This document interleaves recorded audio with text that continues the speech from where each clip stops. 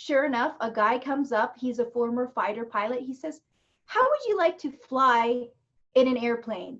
And I was stunned with the question because I was terrified of flying in an airplane. I was terrified since the first time I went on a commercial flight.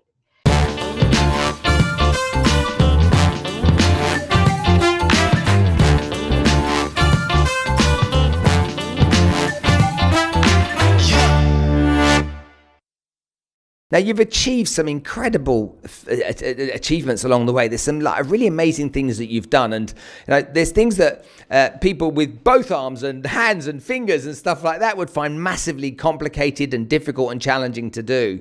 So are you hell-bent on choosing the most difficult thing you can and then mastering that? Because flying a plane, Taekwondo, black belt as two examples. I mean, you could have picked something easier, baking a cake. I don't know. Well, I'm not the best at baking a cake, but you're right. I guess I could have picked cooking or baking or something.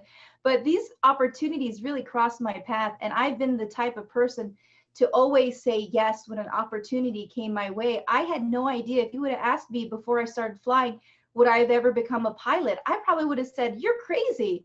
That's not something I'm even considering."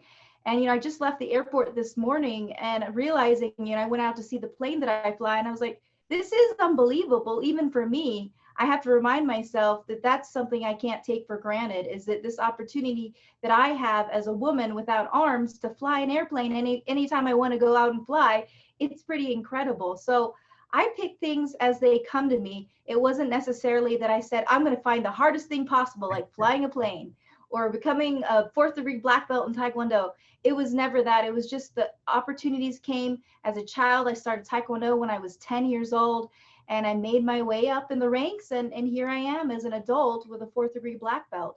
It's just what came across my path, and because I was always open to it, I was always open to saying, yes, you want to give me an opportunity, I'll say yes to it. I never turned anything down.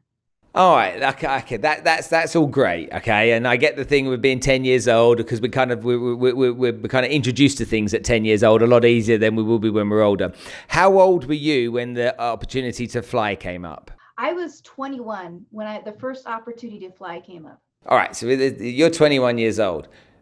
Tell me whose idea this was. This idea, really, I was doing my first speech in front of a Rotary group, which Rotary is just a group of a membership group, you know what I mean? And I went up to the I went up there, shared my story.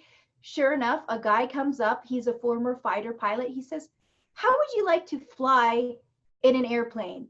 And I was stunned with the question because I was terrified of flying in an airplane. I was terrified since the first time I went on a commercial flight. So I wasn't as excited at the moment and the opportunity, but like I was telling you earlier, I always say yes to things, and I wasn't going to say no. And I think the fact that my dad was standing right beside me, he reinforced it by saying, she would love to. Tell me about this relationship you had with this guy then. So he says to you, how would you like to fly? Dad's gone, hell yeah. You've gone, maybe. And what happened after that? Well, I got over it. I had to, leading up to my first flight in a small plane, I was, of course, terrified. I couldn't sleep the night before. My heart was beating. I was like, okay, I guess it's all or nothing. And I got in the airplane and, I was saying prayers because this was something I just wasn't comfortable. I mean, it's not like I hadn't been in a plane before, but it was my first time in a small plane. And I was saying my prayers, and I remember just, taking a deep breath.